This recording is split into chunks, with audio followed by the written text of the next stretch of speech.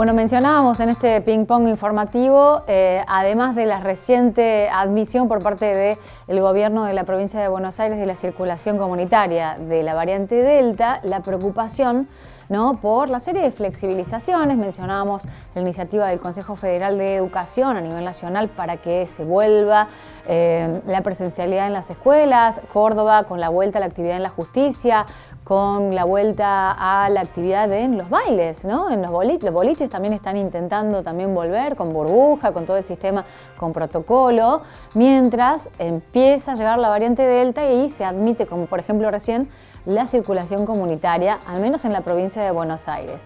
¿Qué pasa? Y lo hablamos con el doctor Miguel Díaz ayer, ¿no?, miembro del Comité Asesor del Gobierno de Córdoba. Una de las patas fundamentales de las decisiones de las flexibilizaciones tiene que ver con la baja en la ocupación de las camas de terapia intensiva. Bueno, hemos visto que los números indican que no hay tanta ocupación de las camas de terapia intensiva. En Córdoba tenemos la ocupación en el orden del 30%. Entonces, y debido a los números, estadísticas y demás, decidimos algunas flexibilizaciones. Ahora, nos vamos del otro lado, nos vamos con aquellos que están en las camas de terapia intensiva, sea 50%, 80% de ocupación, 30%, y que hace más de 1 año y medio que están trabajando, muchos de ellos sin descanso, muchos de ellos ni siquiera se han tomado las vacaciones. Entonces, vamos a hablar con gente que conoce un poco del tema y que ha estado haciendo estudios al respecto de lo que tienen como estado emocional los trabajadores de la salud y la necesidad de un apoyo, de una contención permanente porque no han podido parar desde hace más de 1 año, además de los sueldos mal pagos, además de un montón de condiciones que seguramente nos va a saber explicar mucho mejor la doctora Rosa Reina, que es médica intensivista y además es presidenta de la Sociedad Argentina de Terapia Intensiva, de la SATI. Doctora Paula, la saluda. Buen día, ¿cómo le va? ¿Qué tal? Buenos días, Paula. ¿Cómo le va? Muchas gracias. Bueno, gracias por la nota. Queremos analizar junto a usted esto, ¿no?, que planteamos. ¿Qué pasa con las terapias intensivas? Hay una baja, es cierto, una baja real en la ocupación de las camas de terapia intensiva, pero ¿qué pasa con los trabajadores que están allí en esas camas de terapia intensiva frente a esta necesidad de apertura y flexibilización a nivel de las provincias, pero a nivel nacional también? ¿Qué opinión tiene al respecto? Es cierto lo que ustedes dicen. Afortunadamente hay un descenso en el ingreso de pacientes COVID. Sí, la verdad que el ingreso de los pacientes COVID está en la mayoría de las terapias intensivas en el 30% menos. Pero el resto de las camas en realidad están ocupadas por pacientes no COVID, porque a medida que fueron bajando el ingreso de pacientes COVID, que se fueron liberando camas de pacientes COVID, se fue dando respuesta a las patologías no COVID que por diferentes motivos estaban pospuestas o no tenían la posibilidad de ingresar a las terapias intensivas, sobre todo las cirugías complejas que se fueron posponiendo de acuerdo a la situación de los pacientes. Bueno, ahora todas esas cirugías se están realizando. Con la alta circulación, lamentablemente, está habiendo pacientes con politrauma, que es una de las patologías muy frecuentes en las terapias intensivas fuera de la pandemia, y esto está volviendo, y otras patologías, ¿no?, los oncohematológicos, las infecciones, fuera de COVID. O sea que en realidad ese 30% de ocupación o menos es de pacientes COVID, pero el resto, las terapias intensivas promedio están alrededor del 70% de ocupación, o sea, bastante histórico, digamos, bastante el porcentaje habitual prepandemia, porque están los otros pacientes, ¿sí? Y no tiene que ver con lo que usted comentó. No se deja de trabajar nunca en las terapias intensivas, nunca, porque es una especialidad, es un servicio que trabaja las 24 horas, los 7 días de la semana, los 365 días del año, con guardias de 24 horas, con personal de salud que trabaja todo el tiempo estas guardias, absolutamente activo. Y que, bueno, una de las cosas que estamos solicitando es que se empiecen a reducir ese número la cantidad de 24 horas de guardia, ¿no? Que se bajen al menos a 12 horas, porque la verdad que se vuelve bastante difícil estar 24 horas de guardia. ¿Es Y factible además eso, doctora? trabajando en otros lugares también. ¿Perdón? ¿Es factible de lograr esa baja? Por ahí uno no lo puede Claro, creer, la guardia de 24 horas, no lo puede creer. no Uno es así. lo ha internalizado y dice, bueno, sí, está de guardia 24. Pero digo, es inhumano. ¿Eso es factible de poder cambiarse? Claro que es factible, son políticas que se tienen que empezar a implementar en algunos lugares, muy pocos, las guardias son menos de 24 horas, pero siempre ha sido, como usted dice, una política, digamos, ya internalizada, que cuando uno empieza a trabajar, no solamente en la terapia intensiva, en las salas de emergencia, en las salas de guardia, ¿sí? Son guardias de 24 horas. Bueno, eso son políticas que hay que cambiar, porque la situación es completamente diferente hace 30 años atrás, 20 años atrás, ¿sí? Los pacientes son mucho más complejos, en las terapias intensivas la verdad que un poco el famoso mito de que los pacientes van a morir no es así, el 30%, la mortalidad está alrededor del 30% en la terapia intensiva, o sea, el 70% de los pacientes sobreviven. Es un lugar donde se recuperan pacientes críticos, potencialmente recuperables, con patologías que son potencialmente tratables, que los ponen en riesgo de vida y se pueden revertir porque realmente la tecnología y la medicina y la terapia intensiva en particular avanzó muchísimo en eso.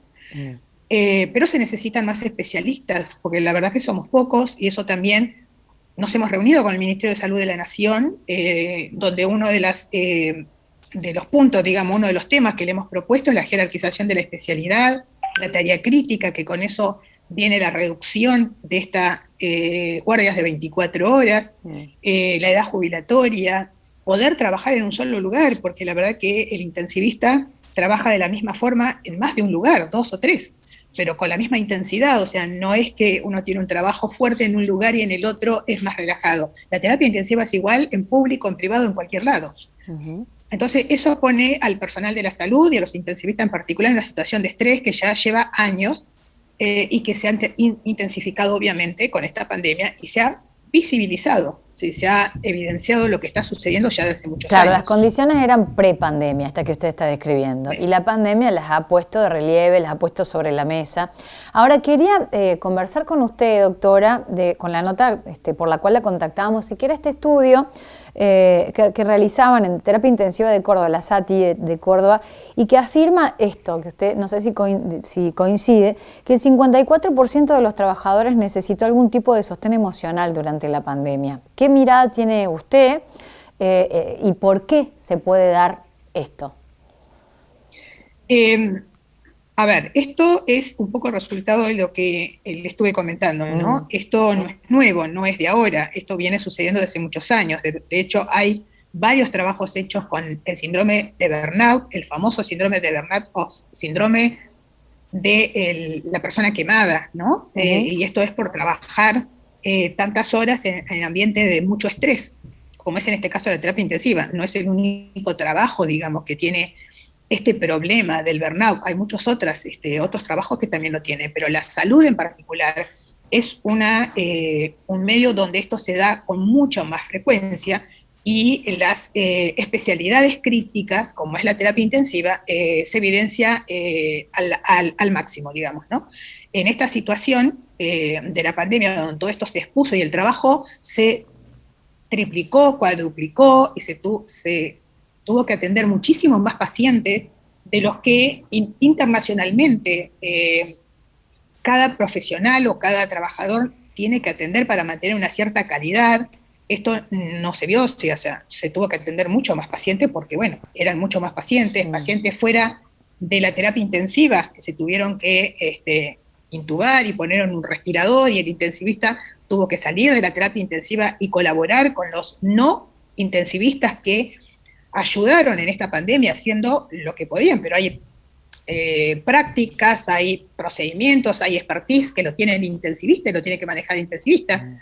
Es preocupante, porque además un porcentaje que no es menor no tuvo en realidad el acompañamiento necesario. De hecho, no están estructurados estos equipos multidisciplinarios para apoyar a los trabajadores de la salud en todas las instituciones, y a los intensivistas en particular. Y además, que incluya también el apoyo a los familiares, porque los familiares también están sufriendo y siempre han sufrido situaciones de estrés de tener un familiar internado en una terapia intensiva, ¿no? Esto es todo un acompañamiento, esto es, como siempre decimos los intensivistas, nosotros recibimos un paciente, pero además recibimos una familia, claro, angustiada y a la cual le tenemos que explicar, la tenemos que contener, tenemos que permitirle que esté al lado del paciente mucho más horas, no solamente una horita nada más, y eso se había empezado a trabajar mucho en la Argentina, y bueno, la pandemia volvió todo eso para atrás, y hablar por teléfono y no poder tener el contacto con los familiares también es muy estresante, porque uno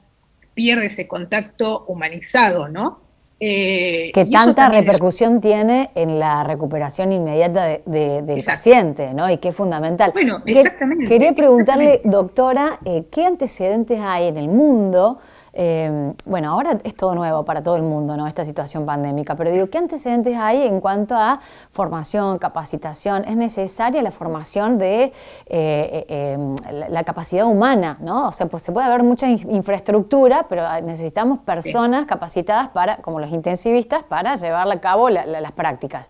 ¿Qué antecedentes o cómo se está manejando el resto del mundo? ¿Qué conocimiento tiene usted de cómo pueden estar resolviendo estos problemas que hoy se plantean acá?